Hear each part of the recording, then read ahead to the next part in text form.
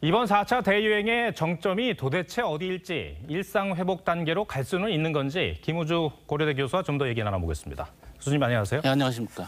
자, 이런 코로나 확산 기세라면 확진자 수가 4,000명, 5,000명 이렇게까지도 나올 수가 있는 겁니까?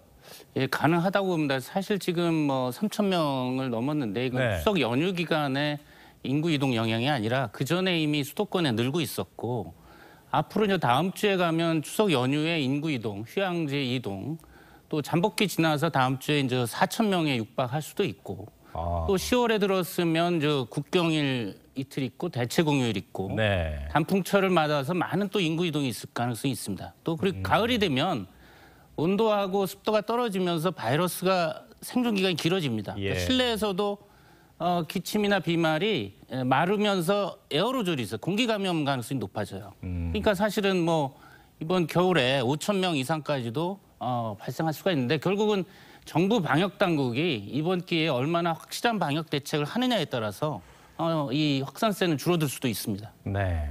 애초에 정부가 한 5일에서 20일쯤 사이에 정점을 찍을 것이다라고 예측을 했었는데 완전히 빗나갔어요, 예상이. 네. 이유가 뭐라고 생각하십니까?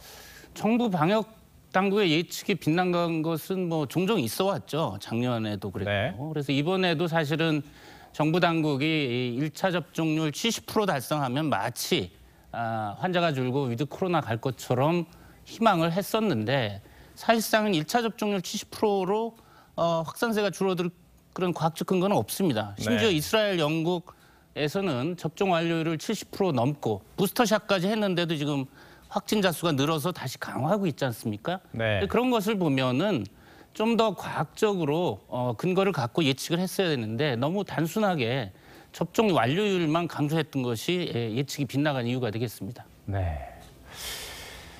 교수님하고 대담하고 있습니다만은 저희가 이제 두 번째로 준비한 리포트를 먼저 보시고 계속해서 김우주 교수님과 얘기를 나눠보겠습니다. 이 우려했던 것처럼 비수도권도 확진자가 계속 늘고 있습니다. 추석 연휴 이동 여파가 서서히 나타나며 전국으로 크게 확산될 가능성이 큽니다. 더군다나 교수님께서 말씀하셨던 것처럼 다음 달 개천절과 한글날, 황금 연휴를 잇따라 앞두고 있습니다. 이 다급해진 정부는 사적 모임을 취소해달라고 호소하고 있습니다만 이번 4차 대유행의 정점이 어디인지 가늠하기 어렵습니다. 안윤경 기자 리포트 보시고 교수님과 좀 더 얘기 나누겠습니다. 대구 달성군의 유흥업소. 지난 20일 이곳에서 일하던 베트남 여성이 확진된 이후 같은 국적의 손님과 종사자, 가족 등으로 전파되며 관련 확진자는 165명까지 늘었습니다.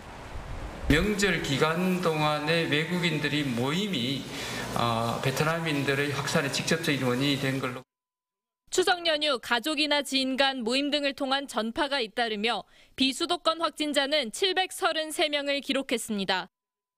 추석 연휴 이후 비수도권 확진자 증가 속도도 더 빨라지고 있는데 최근 일주간 확진자 증가율은 수도권보다 높습니다. 이런 가운데 개천절과 한글날 황금 연휴를 앞두고 있어 전국 대확산이 우려됩니다.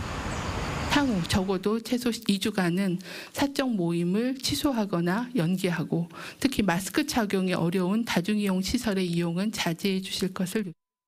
하지만 제주와 강원 등 관광지 숙박시설은 예약이 줄을 잇고 있습니다. 10월 달에 한 80% 이상 차 있어서 한 달 전에는 예약을 해주셔야 돼요. 정부는 다음 주에도 3,000명 이상의 확진자가 나올 것이라면서도 거리두기 실천력과 접종률 등에 따라 확진자 발생 수준은 달라질 거라며 거듭 방역수칙 준수와 예방접종을 당부했습니다. TV조선 안윤경입니다. 네. 교수님 방금 보신 정은경 청장 그 브리핑이 예정에 없던 브리핑이었다고 합니다. 상황이 상황이니까. 네. 예, 물론 이제 사적 모임을 취소해달라고 호소는 했습니다만 네. 이게 가능한 일인지도 잘 모르겠고요. 자, 교수님. 예. 지금 이런 상황이면은 거리두기 조치가 어때야 되겠습니까?